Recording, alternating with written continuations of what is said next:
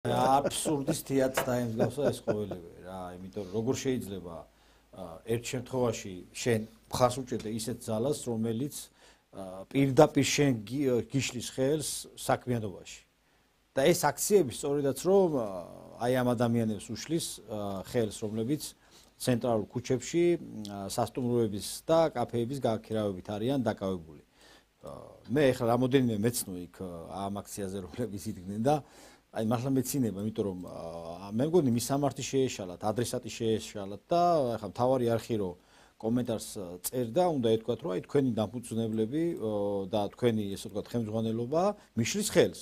და ეს იქნებოდა რეალური და სწორი იქნებოდა და მართებული იქნებოდა. იმიტომ რომ ეს ადამიანები ისეთ ფონს ქონია ჩვენს ქვეყანაში, რომ თითქოს და ჩვენი ქვეყანა აღარ არსებობს, თითქოს და ჩვენ ქვეყანაში ბნელა, თითქოს და ჩვენ ქვეყანაში წინ განვითარება აღარ მიდის და ასე შემდეგ ფონს ქნია, რომ მოკლედ რაღაცა ჯოჯოხეთში ვართ.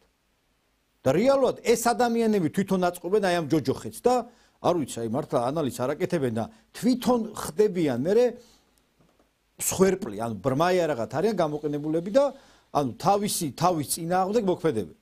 თორე როგორ შეიძლება აი ამ ოპოზიციურ ძალებს, რომლებიც ახლა ქუჩაში დგას და ბავშვები იქნება თუ ძველგაზრდები იქნებიან, რომლებსაც აფინანსებენ, ამათ დაუჭირო მხარი. როგორ შეიძლება? როდესაც დღეს ყოფნა არ ყოფნის საკითხია, რამდენად სუვერენული ქვეყანა ჩვენ მომავალში ვიქნებით თუ არ ვიქნებით. კვლავ უნდა ვიყოთ ევროპის და დასავლეთის მონები თუ არ უნდა ვიყოთ.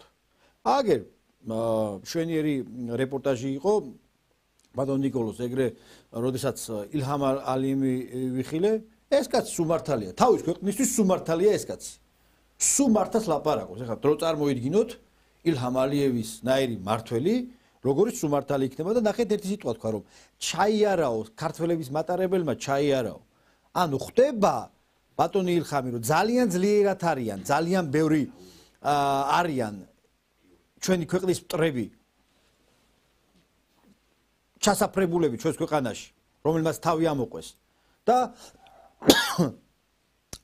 თითქოს და ის ნიჰილიზმს გამოხატავს და უკმაყოფილებას გამოხატავს, რომ ძალიან ბევრი არიან ჩვენს ქვეყანაში. დიახაც ბევრი არიან, მაგრამ სწორედაც ისე როგორც არასდროს ეხლა უნდა დავდგეთ ბატონი ბიძინა ივანიშვილის გვერდით, დღევანდელი ხელისუფლების გვერდით, დღეს არა გვაქვს ის დრო რომ რა ვიღაცა მართამტყუანი ვარჩიოთ. დღეს არის დრო რომ ჩვენი ქვეყანა უნდა გადარჩეს. თუ ჩვენი ქვეყანა ეხლა არ გადარჩა, მერწმუნეთ რომ აღარ იარსებებს ჩვენი ქვეყანა, იმიტომ რომ მოვლენ ეგრეთ წოდებული პუჩისტები, მოვლენ ეგრეთ წოდებული დივერსანტები, მოვლენ ეგრეთ წოდებული რევანშისტები და ჩათვალეთ რომ ისევ ატყდება აქ ერთი ამბავი, ისევ წავა აქ ვითომ და მართამტყუანის ბჭყალებში გარჩევა, ისევ ნახევარ საქართველოს დაიჭერენ. და გინდათ ეს საქართველო, ხო გავიარეთ ეს ყოველივე. ხომ გავიარეთ და ეს დიდი ორგანიზაციები რატომ აკეთებთ ისე რომ გინდათ რომ მაინდა-მაინც პერო გაყრილები იყოთ და რაღაც თითქოს და მოდა საყოლილები იყოთ. ხომ შეიძლება რომ დამთავრდეს ეს თქვენი რაღაც მოჩვენებითი ვითომ და კარგი ადამიანობა და კარგი რაღაცა კომპანიობენას თამაში. დადექით იქ, სადაც საქართველოს ჭირდებათ. ან იმგეკითხებათ თქვენ რაიმე ფორმით, რომ აჩერებთ თქვენ საქმიანობას და რაღაც პოლიტიკური მოწოდებებით გამოდიხართ. ხომ არ ჯობია რომ თქვენი საქმე აკეთოთ. თორემ უნდა გახსოვდეთ, აი ვინ საიდან მოდიხართ.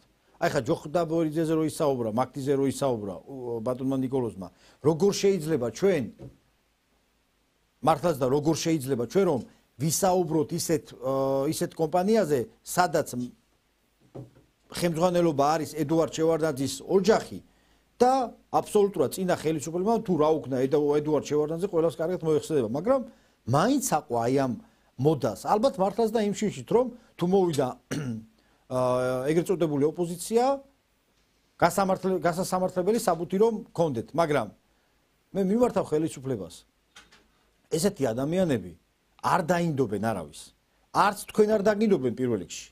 არც ჩვენ არ დაგვინდობენ და აი არც იმ საზოგადოებას არ დაინდობენ, სადაც ჩვენ გვიწევს ცხოვრება. ამიტომ გონსმოდით, არავითარ შემთხვევაში ეხლა დათმობის დრო და ლოიალობის დრო არ არის და კანონის ფარგლებში იმოქმედეთ.